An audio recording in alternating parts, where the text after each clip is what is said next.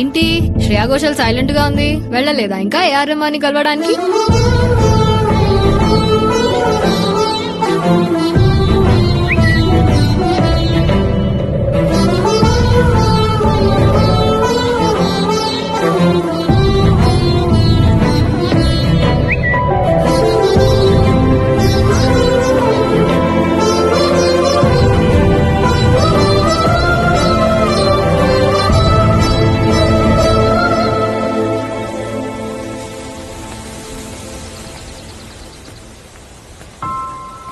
ఏమని మహా నీకు కాసేపు వస్తానంటావు, కాసేపు రానంటావు, ఎందుకంత కన్ఫ్యూజను?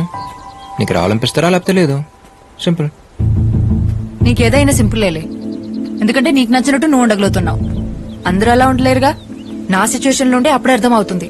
ఏ ప్రాబ్లం ఏంటి చెప్పు, నా మీద పడతావేంటి? లేకపోతే ఏంటి, నేను పుట్టగానే నా పేరేం పెట్టాలని ఆలోచించడానికంటే ముందే పేరుకు ముందు డాక్టర్ ఉండాల్సిందే అని ఫిక్స్ అయిపోయారు. అన్నప్రాసన రోజు అన్నిటితో పాటు స్టెథోస్కోప్ కూడా పెట్టిన ఫ్యామిలీ మాది. నా బ్యాడ్ లక్ కాకపోతే అన్నిటిని కాదని స్ట్రైట్ గా వెళ్లి స్టెథోస్కోప్ ని పట్టుకున్నానంట. కర్మ కర్మ. ఇంట్లో ఆల్మోస్ట్ అందరూ డాక్టర్లు, ఇంజనీర్లే.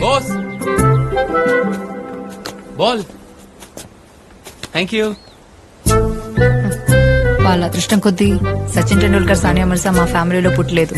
పుట్టుంటేనా సచిన్ ని ఇంజనీర్, సానియా మిర్జాని డాక్టర్ చేసేసి ఉండేవాళ్ళు మా వాళ్ళు.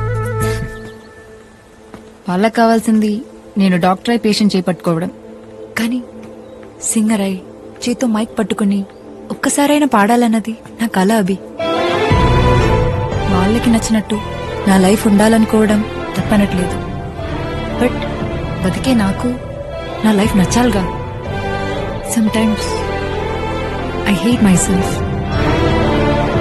ఇంతకు ముందుకి ఇప్పటికి ఒకటే తేడా. ఇదివరకు ఇలాంటి సిచ్యువేషన్ వచ్చినప్పుడు నాలో నేనే అనేసుకుని నన్ను నేనే తిట్టేసుకుని సైలెంట్ గా ఉండిపోయేదాన్ని. ఇప్పుడు చెప్పుకోవడానికి నువ్వు దొరికావు, అంతే. నాకు మ్యూజిక్ కి రాసి పెట్టలేదు అభి. వదిలే. పద. ఎక్కడికి?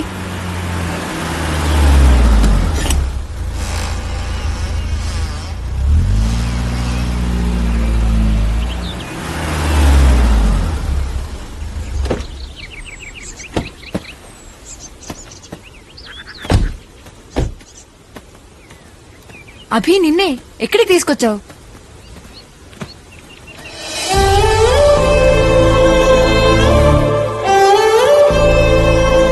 ఆరేళ్ళనుకుంటా మహా నాకు అప్పుడు. అమ్మ చనిపోయింది. చనిపోవడం అంటే ఏంటో కూడా సరిగ్గా తెలియదు.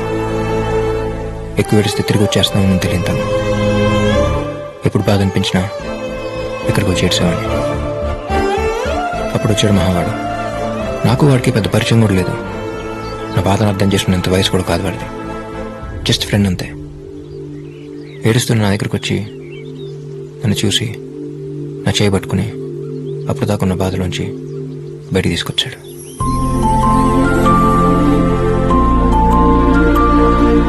లైఫ్లో ఇంకా బయటపడలేనేమో అనుకున్నాను.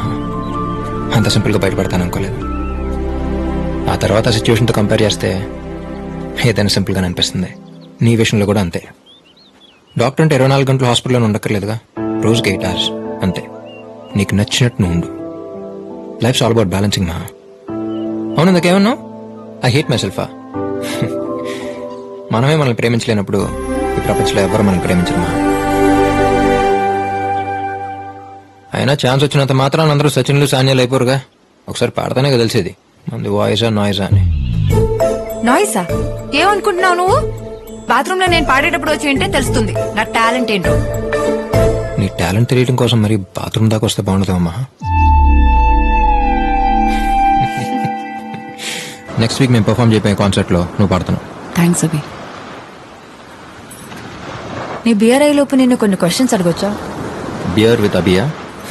అడుగు. నీ ఫ్రెండ్స్ దగ్గర నీకు నచ్చని విషయం ఏంటి? వాళ్ళందరూ తాగేసి నేను మాత్రం తాగకుండా వాళ్ళ టార్చర్ నేను భరించడం. మరి నచ్చింది? నేను మాత్రం తాగేసి వాళ్ళెవ్వరూ తాగకుండా నా టార్చర్ వాళ్ళు భరించడం. ఫ్రెండ్ కి బెస్ట్ ఫ్రెండ్ కి తేడా ఏంటి? మన గతంలో జరిగిన కథలు చెప్తే వినేవాడు ఫ్రెండ్, కానీ ప్రతి కథలో ఉండేవాడు బెస్ట్ ఫ్రెండ్. నీ భాషలో చెప్పాలంటే మనం హాస్పిటల్ అడ్మిట్ అయినప్పుడు ఒంట్లో ఎలా ఉందరా అని అడిగేవాడు ఫ్రెండ్, నర్స్ ఎలా ఉందరా అని అడిగేవాడు బెస్ట్ ఫ్రెండ్. అభి మంచి ఫామ్ లో ఉన్నట్టున్నావు. ఏదో బియర్లో. మరి బెస్ట్ ఫ్రెండ్ కి లవర్ కి మన పక్కన ఒకరు ఉంటే బాగుంది అనిపిస్తే బెస్ట్ ఫ్రెండ్, మన పక్కన ఒకరు లేకపోతే ఉండలేమనిపిస్తే లవర్. నేను ఎవరైనా లవ్ చేస్తే తన దగ్గర నుంచి నువ్వు ఎక్స్పెక్ట్ చేసేదేంటి? యాడ్ అవటం. ఏంటి? యాడ్ అవటం. ఈ నవ్వు, కోపం, ఇష్టం ఇవేమైనా యాక్ట్ చేయొచ్చు, కానీ ఆడటం మాత్రం యాక్ట్ చేయలేదు. మన కోసం ఒకరు ఏడుస్తున్నారంటే ఈ ప్రపంచంలో అందరికంటే ఎక్కువ వాళ్ళు మనల్ని ప్రేమిస్తున్నట్టు. మరి నువ్వు ఎప్పుడైనా ఏడ్చావా? మనకింకా అదృష్టం కలగలేదు. డోంట్ వరీ, తొందరలోనే ఏడుస్తావు. నువ్వు నా లైఫ్ లోకి రావడం అన్నది ఇట్ మీన్స్ అ లాట్. ఫ్యామిలీని కన్విన్స్ చేస్తానా లేక డాక్టర్గా మాత్రమే కంటిన్యూ అవుతానా తెలియదు, కానీ రేపు నా ఫ్యూచర్ ఏదైనా మ్యూజిక్ ని మాత్రం వదలను. బయలుదేద్దామా? నాకు మహా మీద ఎలాంటి ఫీలింగ్స్ అయితే ఉన్నాయో తనకి నా మీద నుంచి అలాంటి ఫీలింగ్స్ ఉన్నాయనిపించింది. వాసుగారితో మాట చెప్పి ప్రపోజ్ చేసేద్దాం అనుకున్నాను.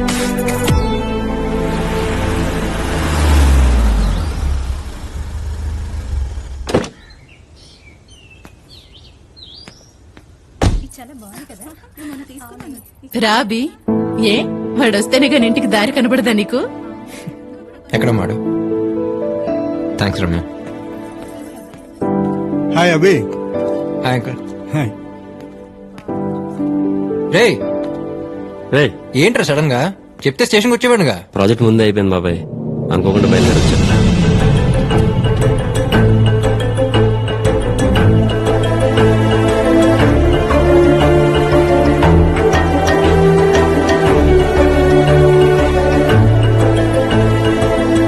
మహారా మహా అభి నా బెస్ట్ ఫ్రెండ్. వాసు, మామయ్య బయలుదేరుతున్నారా? ఒకసారి రా. బయలుదేరాను. పదరా.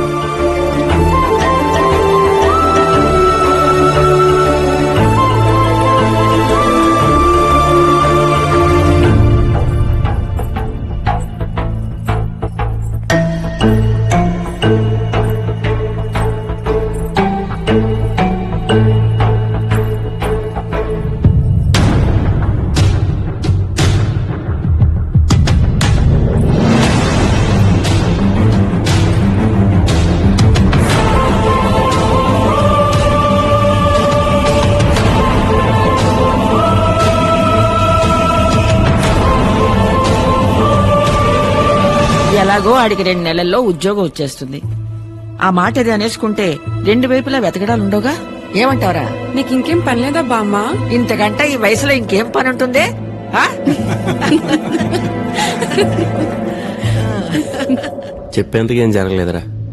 లాస్ట్ ఇయర్ పెళ్లికి వెళ్ళాను కదా ఇంట్లో వాళ్ళతో, మహా వాళ్ళ అన్నైతే. చాలా రోజుల తర్వాత మళ్ళీ తనని అక్కడే చూశాను. అప్పుడెప్పుడో వచ్చిన మిస్అండర్స్టాండింగ్ వల్ల మాటలే మా ఫ్యామిలీస్ మధ్య. ఆ పెళ్లిలో మా బామ్మ ఎమోషనల్ పర్ఫార్మెన్స్ కి అందరూ సరెండర్. ఆ తర్వాత అకేషనల్ గా ఫ్యామిలీస్ కలవటం, మాట్లాడుకోవటం ఇలా చాలా జరిగాయి. మహాన్ చూసిన తక్కువ సార్లు, మాట్లాడుకుని చాలా తక్కువ మాటలు. కానీ ఎందుకో తెలియదు, తను నాకు బాగా నచ్చింది. తన గురించి నాలో నేను ఎలా అనుకోవటం తప్ప ఇలా అనుకుంటున్నాను మహాకి ఏమాత్రం తెలియదు. లక్కో గాడ్స్ గ్రేస్ మా ఎవ్రీథింగ్ లుక్స్ పాజిటివ్. నా విషయంలో ఇద్దరు ఫ్యామిలీస్ చాలా హ్యాపీ. నాలాంటి ఆలోచన తనకే ఉంటే అసలు ప్రాబ్లం లేదురా. బట్ తన మనసులో ఏముందో తెలియాలిగా. చూద్దాం. సర్లే, నా సంగతి అలా ఉంచి నువ్వు లవ్లో పట్టవేంట్రా? ఎవరా అమ్మాయి? నా పరిచయం చేయవా?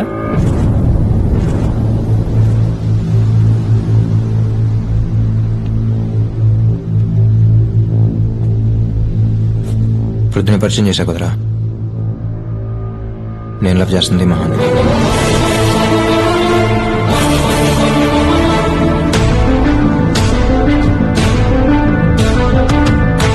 రే, నువ్వు మహాన్ లవ్ చేస్తున్నావు తెలియగానే నేను సైలెంట్ అయిపోయి సైడ్ అయిపోయి ఒక డ్రామా క్రియేట్ చేసి ఇలా యాక్ట్ చేయడం నా వల్ల కాదురా. పైగా నీతో నేను ఫేక్ గా ఉండలేను. అయినా అయినా ఒక అమ్మాయి అందంగా ఉందంటే ఇద్దరు ముగ్గురు వెంట పట్టడం కామన్. తనకు నోకే చేయగానే మిగతా వాళ్ళు సైలెంట్ అయిపోట్లా, ఇది అంతే. కాకపోతే ఏంటంటే ఇక్కడ ఇద్దరం ఫ్రెండ్స్ అయ్యాం, అంతే తేడా. అంటే తనంటే ఇష్టం అని మహాతో చెప్పేసేవా? ఏయ్, ఏదైనా ఫస్ట్ నీకే కదరా చెప్తాను. తనకు నేనంటే ఇష్టం అని తెలుసు కానీ అది లవ్ అని కాన్ఫిడెంట్ గా నేనే చెప్పలేనురా. ఇంచుమించు ఇద్దరు సిచ్యువేషన్ ఒకటే. తన మనసులో ఏముందో తెలియాలంటే ముందు మన మనసులో ఏముందో తనకు తెలియాలిరా. అయితే ఇప్పుడు ఏం చేద్దాం? చెప్పేద్దాం.